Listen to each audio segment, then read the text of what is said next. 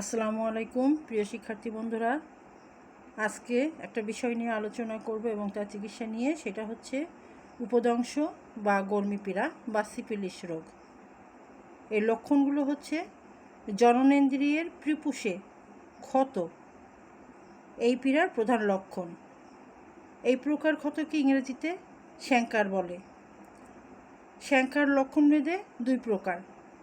বিষাক্ত স্ত্রী পুরুষের সংস্পর্শে 2-3 দিনের মধ্যে ক্ষত হয়ে তাতে পুজ বা বাগিতে ও পুজ হলে তাতে কোমল ক্ষত বা উপদংশ বা সফট শ্যাঙ্কার বলে।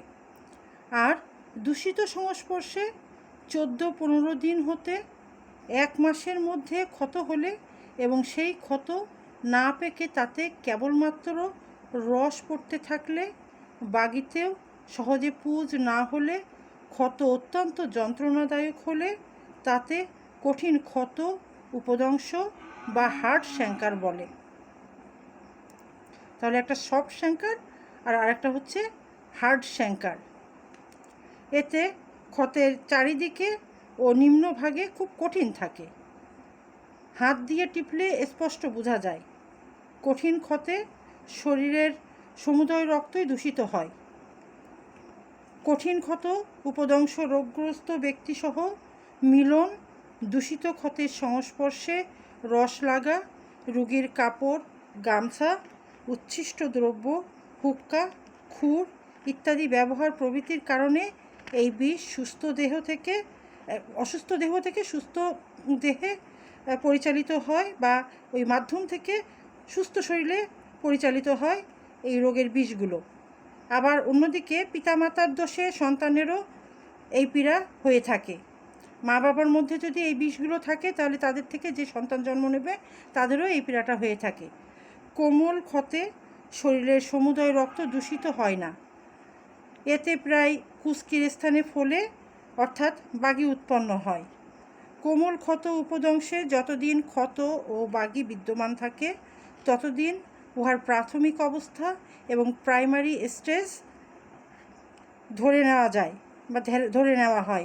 ওই অবস্থাটা, ওটা হচ্ছে প্রাথমিক স্টেজ বা প্রথম অবস্থা। প্রাইমারি শ্যাঙ্কারে ক্ষত অগভীর থাকলে এবং ক্ষতের ভিতরে সাদা সাদা চর্বির মতো ঘন পদার্থ জমে থাকলে মার্কোরিয়াস সল উপযোগী। এর সাথে যদি গলায় ক্ষত থাকে তাহলে মার্কোরিয়াস সল আরও বেশি কার্যকরী বা উপকারী। কঠিন ক্ষতে বা হার্ড শ্যাঙ্কারে কোনো প্রকার বাহ্যিক ঔষধ বিশেষ আবশ্যক হয় না বা বাহ্যিক প্রয়োগ করা যাবে না। কেবল মার্কোরিয়াস আয়োড বা বিন আয়োড কিছুদিন সেবন করলেই প্রায় অনেক সময় পীড়া আরোগ্য হয়ে থাকে।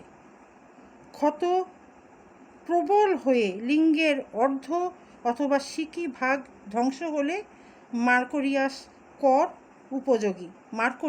কর উপযোগী।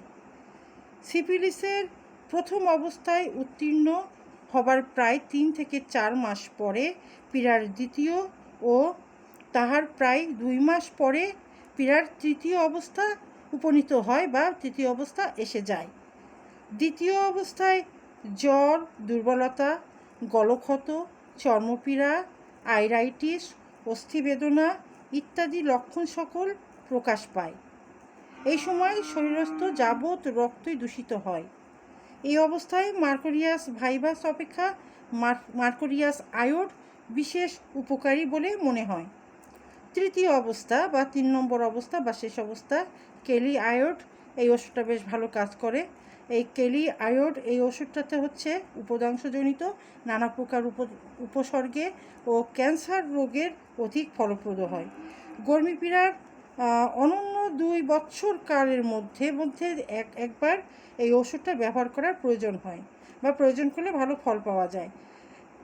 এছাড়া আরও যে সমস্ত ওষুধগুলো আছে সেগুলো হচ্ছে syphilinum, hepar sulph, acid nitric, aurum metallicum, natrum mur, natrum sulph, lachesis, arsenic, তারপর গুয়েকাম, স্ট্রিনরিংবা, আর একটা হচ্ছে ক্যালিবাইক্রোম ইত্যাদি এই পীড়ার একটা বেশ ভালো ঔষধ।